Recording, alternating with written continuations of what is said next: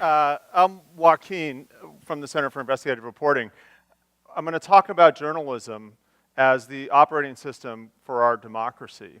And when Bob reached out and I finally got back to him, I was like, wow, adapt. Because adapt is a one-word instruction manual for what we need to do with journalism if it's going to survive in the world we live in. So let's dive in. The Center is the first and largest nonprofit investigative organization in the country. We work on all platforms, so we have a unique vantage point to the very, very impressive and somewhat frightening changes that have happened in our media universe, largely driven by the technologies and the practices that have evolved from the San Francisco Bay Area here. But I want to go back a little bit. To one of the great early innovations of this country. This is the Declaration of Independence, printed on a broadsheet. Why a broadsheet? Well, because this was one of the early apps that the framers of our Constitution came up with. They wanted to have a public discussion, not just about how to hold the powerful accountable in London, but also how to hold the citizens of the colonies accountable for their relationship. So what were our responsibilities as free people, which was a relatively new idea back then, in relationship to an oppressive force in our lives? So the threat is there. We have lost more jobs in journalism in the last 10 or 15 years than we can count anymore. Many newsrooms have vacated the investigative reporting space. There has never been a time when there has been more at stake for the future of this American institution than right now. But back to those days. They printed it on a broadsheet because 3 days later in Philadelphia, it was printed on the front page of the paper. And when the signers of the Declaration went home, they printed it in broadsheets all across the colonies. And it was a public discussion. So in the journalism space, investigative does the hardest, longest, most expensive work to hold powerful institutions accountable. And we know it from things like the Pentagon Papers and Watergate and the Snowden NSA investigations, but we also know it in things like, well, what about veterans coming home from the 2 wars? Who's going to hold the VA accountable for making good on the promises we've made to these men and women?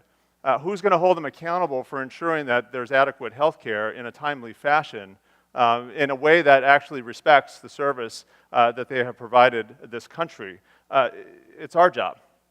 That's what journalism does. So we see it as part of a continuum. Now, we're sometimes afraid of change, but disruption is the new norm. It's not going away. This is Claude Shannon, who is an American mathematician who really lays the groundwork for modern information theory coming out of the 40s. He's also the inventor of the bit, and that's his mouse. Look that up sometime. It's a cool story. So we're still living in the digital revolution. It's pretty old. We're going into the 70th year of the digital revolution as we know it, and it's been something that we have not emerged all the way out from yet. So it wasn't just that generation that gave us the computer science we use to make our mobile devices and our amazing internet things happen. It was also a generation that had to confront the worst that technology could do to people. So a group of artists, writers, theorists, citizens came out of World War II, like Albert Camus here, who started to question, again, what were the rights and responsibilities of free people in the face of such incredible totalitarianism and technological determinism that oftentimes ignored that there were people living in these societies. Who was going to hold them accountable? So we like to celebrate technology because of all that it does, and it is an amazing force that opens many doors. But sometimes it's a centrifugal force that also pushes us through those doors and away from each other. So we've created a heads-down culture when right now this country needs a heads-up culture. And we feel like that's our job as journalists, is to create that. So what have we done? As a field, as an industry, we've decided, and we've helped to kind of lead this movement to say that it really is about connecting communities with our work and doing it in a way that respects all the tools that we have at our disposal, but does not privilege technology over the force and the power of being directly connected in communities. So we have built a practice and experimented and made partnerships happen that were never possible before in journalism, certainly in this country. And they look like things like, wow, what if we commissioned OneAct Plays based on our investigations that were fact-based, but performed in front of live audiences so that the conversation could not only include the facts and the data and the consequences of our reporting, but the emotional layers and truths and the impact on people that this has had. So in San Francisco with our partners at the Tides Theater, we've sold out 16 straight shows doing this. And we have to push people out of the audience after the talkbacks because they want to dig in on the work that the reporters have done. And we bring the subjects of the reporting up on stage also so that they are part of the conversation. What about working with young people?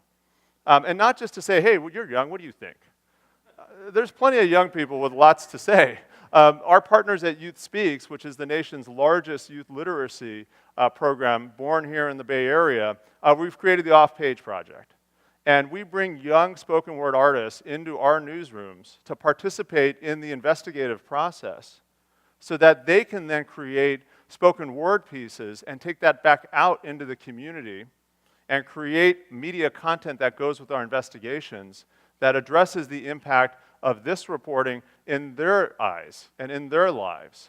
And this is a 2-year-old project that we're scaling now across the country because there are a network of spoken word organizations all over the country that are ready and hungry to contribute to this new American journalism.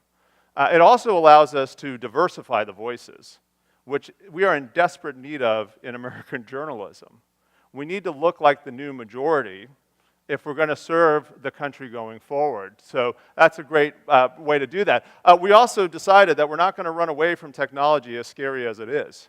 We're going to leverage our position to actually go at the companies and the thinkers and the doers in the tech space, the hackers, who are actually creating these tools and are also trying to solve problems like we are. So we get together with these companies and bring journalists together, and we all stand around and look at poster board paper. And we do human-centered design, which, quite frankly, I'm not sure exactly what it means yet, even still, but I think humans are at the center of it. And then we sit around and talk about it.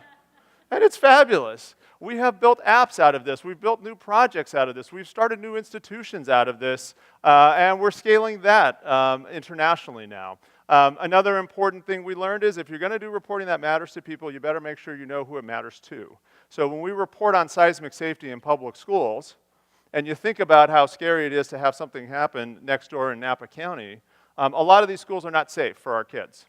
So when we did that report, one of our staffers said, what about getting this in the hands of kids and teachers and families? So we made a coloring book that actually taught some basic earthquake safety and taught the basic information of the reporting. It was so popular because we're in California, we had to do it in 5 languages. And we thought, oh, we'll do a few hundred of these. We're over 150,000 distributed all over the state. And then we're like, well, what if we did a video game? Let's try that. So we did one. And again, around our reporting, fact-based, data-driven, but able to engage with populations in totally new and unexpected ways. And for us, not just in the service of can we experiment for experimentation's sake. If anyone's actually ever been to Silicon Valley, there's a lot of bad ideas there. Thank God they die fast, right? But there's something essential about the mission that we really have to live through, and that's impact. So we've done a lot of work in the last couple of years to really address and uncover women who are in vulnerable populations who are exposed to great risk. So whether it's in the only women's state prison in Alabama, where our partners at the Alabama Media Group have taken on this question of prison reform and an investigative lab that we helped them start, or it's our many partners on a Project Rape in the Fields to really uncover systemic, multi-generational sexual abuse of farm worker women at the hands often of their foremen. We've not only brought the reporting forward, but we've started to talk about solutions. Because community members are a little burned out on how bad everything is, and they're ready to know how to make things better. So our role is not to advocate, but it is to be a broker with the trusted information that we provide in a way that people can actually do something with. So we've seen real legislative change, real community change, real relationships get built out of this approach, and we're growing it. People are hungry for it across the country. And in our minds, there's a new voice that we can bring to all of this, which is to say, we need to actually have platforms that are focused on this. as much as we love all the existing media platforms, we decided we needed to build one with our partners, and that's Reveal. There's no home right now for investigative reporting on public radio. There's no home for investigative reporting in the podcasting universe. So we're launching the first platform that does that. That's Reveal. And it's part of our mission, which we helped to invent the mission of nonprofit investigative over 37 years ago. We feel more than ever that we have a role to play, not just in saving journalism, but in helping to move this country forward. So it's very good to be here with all of you. It's amazing to have the energy here, and we want you to be engaged with what we're doing. Thanks for the opportunity.